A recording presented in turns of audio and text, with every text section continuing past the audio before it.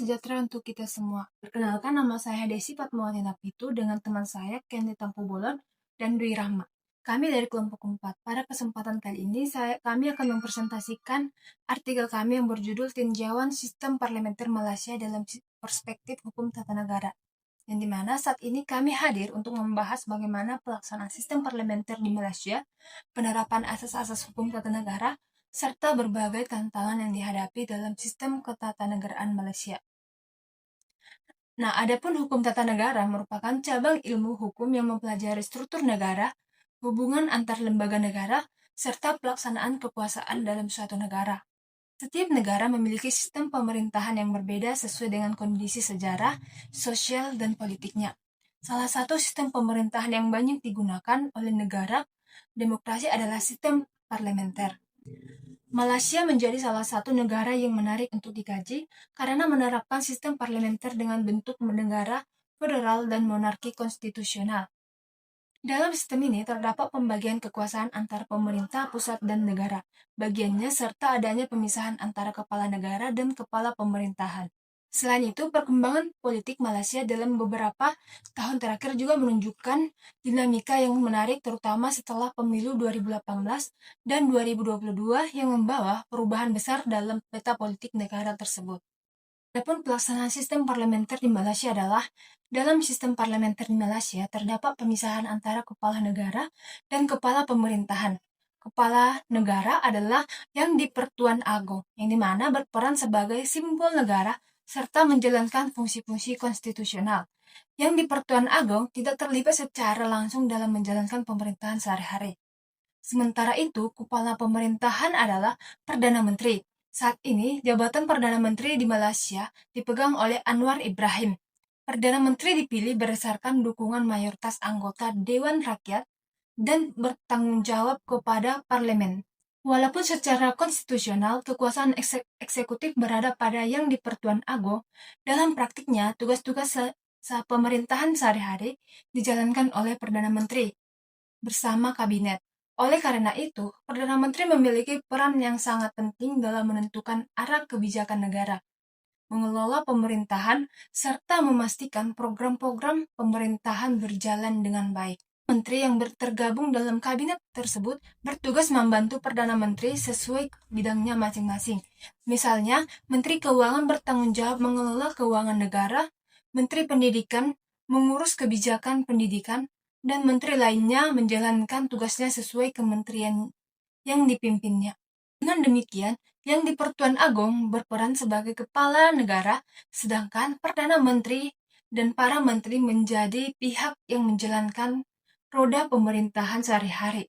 Sistem ini menunjukkan adanya kerjasama antara kepala negara, kepala pemerintahan, dan kabinet dalam penyelenggaraan negara. Dan pemaparan selanjutnya akan dijelaskan oleh teman saya. Terima kasih. Di sini saya akan menjelaskan struktur kekuasaan negara Malaysia, yang dimana dalam sistem ketatanegaraan Malaysia, kekuasaan dibagi menjadi 3 cabang utama. Yang pertama yaitu kekuasaan eksekutif yang dijalankan oleh Perdana Menteri bersama kabinet.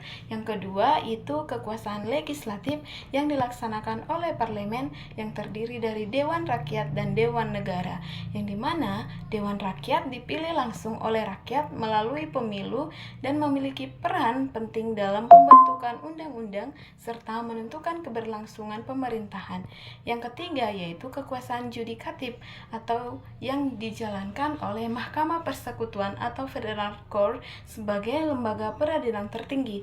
Lembaga peradilan memiliki kewenangan untuk melakukan judicial review atau pengujian terhadap kebijakan yang dianggap bertentangan dengan konstitusi. Yang dengan adanya pembagian kekuasaan tersebut, Malaysia menerapkan prinsip check and balance agar tidak terjadi pemusatan kekuasaan pada satu lembaga saja. Nah, di sini juga saya akan menjelaskan asas-asas hukum tata negara di Malaysia. Selain menerapkan sistem pemerintahan parlementer, Malaysia juga menerapkan berbagai asas-asas hukum tata negara sebagai pedoman penyelenggaraan pemerintahannya, di mana yang pertama yaitu asas kepentingan umum. yaitu setiap kebijakan harus mengutamakan kepentingan masyarakatnya. Yang kedua yaitu asas kepastian hukum yang memastikan seluruh tindakan pemerintah dilakukan berdasarkan aturan hukum yang berlaku. Yang ketiga yaitu asas tidak menyalahgunakan wewenang. Asas ini diterapkan melalui mekanisme check and balance sehingga setiap lembaga dapat saling mengawasi. Yang keempat adalah asas pelayanan yang baik, yaitu memberikan pelayanan publik yang adil, berkualitas kepada setiap masyarakat. Yang kelima yaitu asas ketidakberpihakan yang mengharuskan pemerintah bertindak netral dan tidak melakukan diskriminatif. Dan yang terakhir adalah asas kecermatan, yaitu pemerintah harus bertindak secara profesional, teliti, dan bertanggung jawab dalam menjalankan kebijakan negara. Nah, demikian penjelasan yang dapat saya sampaikan. Selanjutnya akan dijelaskan oleh rekan saya.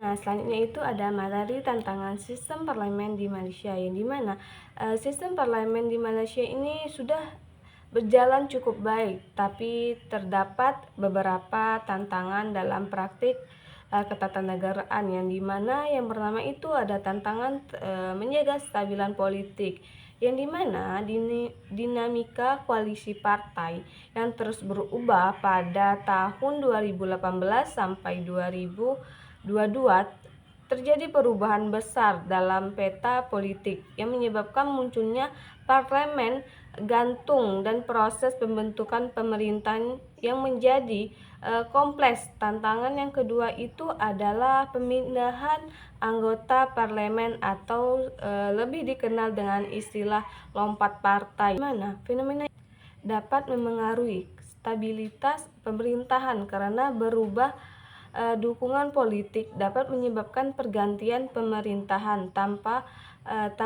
melalui pemilu.